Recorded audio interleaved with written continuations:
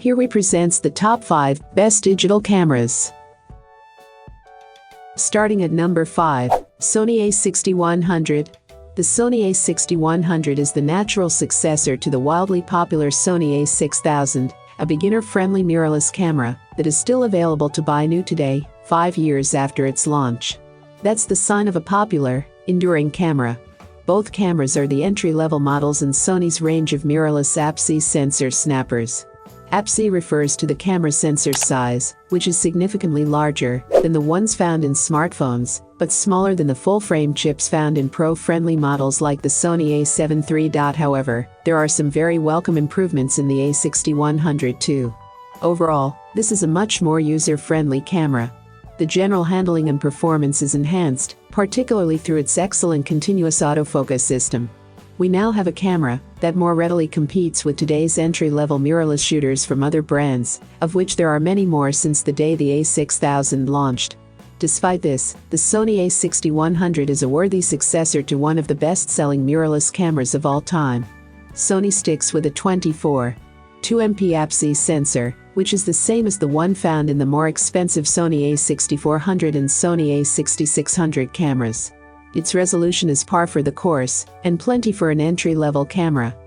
For more information and price, check out the product links in description. At number 4, Nikon Z50. Nikon made a spectacular debut in the mirrorless full-frame world with the Nikon Z6, an all-rounder that currently sits top of our best camera list. And now it's trying to repeat the trick for APS-C cameras with the dinkier, more hobbyist-friendly Nikon Z50. Not that the Nikon Z50 is small for an APS-C camera. Perhaps thinking of those who might be moving from its DSLRs, Nikon has prioritized handling in the form of a generous grip, at the expense of a very small body that is the calling card of cameras like the Fujifilm X-T4. Central to the Z50 is its use of the same Z mount that debuted in the Z7 and Z6. This means you can use all of the existing lenses that have already been announced for the Z range, as well as existing f-mount lenses via an optional adapter. However, there have been 2 lenses especially created for the DX format, which are set to be joined by plenty of others over time.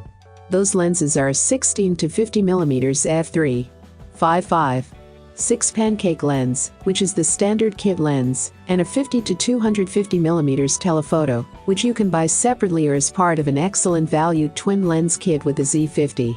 The Nikon Z50 is an excellent debut for the company in the crowded APS-C mirrorless market.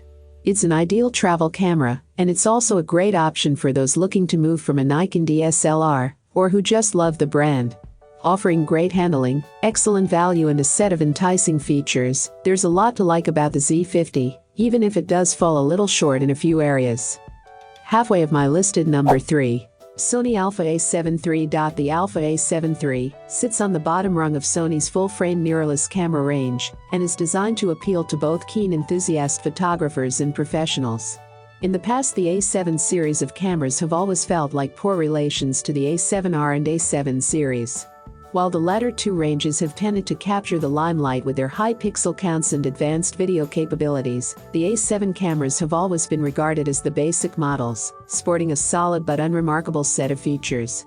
Sony hasn't been tempted to increase the resolution of the Alpha A7 III, so it stays at 24.2 MP, like the Alpha A7 II. However, the sensor is completely new and features a back-illuminated design which, combined with the latest BIONZ X image processor, sees the sensitivity range greatly improved over the older model. With an extended ISO ceiling of 204,800, it's 3 stops better than the A7 II's 25,600 limit.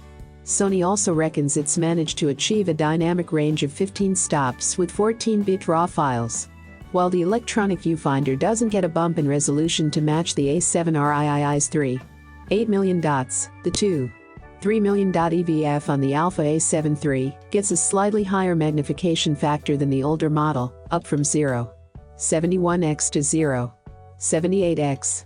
The Alpha A7 III is a brilliant camera that ticks a lot of boxes for many photographers.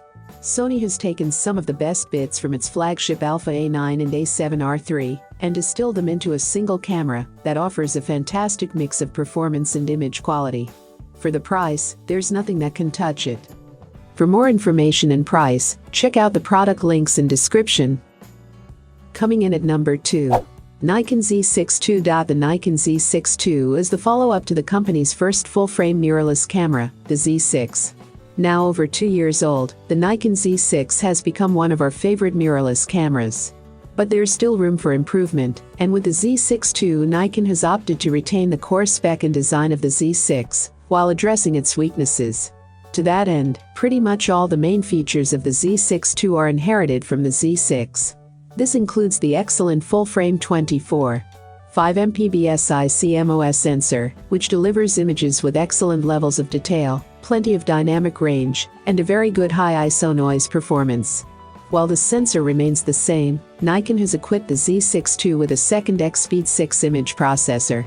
This brings a number of performance improvements, most notably an increase in burst shooting speed, from a maximum of 12 FPS to 14 FPS. That's faster than the Alpha A7 III, and a match for the EOS R6. There's no getting around the fact that the updates found in the Z6 II are modest at best. However, while existing Z6 owners shouldn't be tempted to upgrade, if you're looking for a quality full-frame mirrorless camera, you're not going to go far wrong with the Nikon Z6 II. While rivals might outclass it in some areas, the Z6 II has consistency on its side, performing strongly across the board. If you can live without the upgrades though, do check out the Z6. It's still on sale for now, and the money you'll save over a Z6 II will go a long way towards a new lens. And number 1. Fujifilm X-T4. The Fujifilm X-T4 is a mirrorless camera with a split personality. On the outside, it's all retro dials and analog chic, but inside it's packed with more advanced features than we've seen from any Fujifilm X-T cameras so far. It's a compelling combination.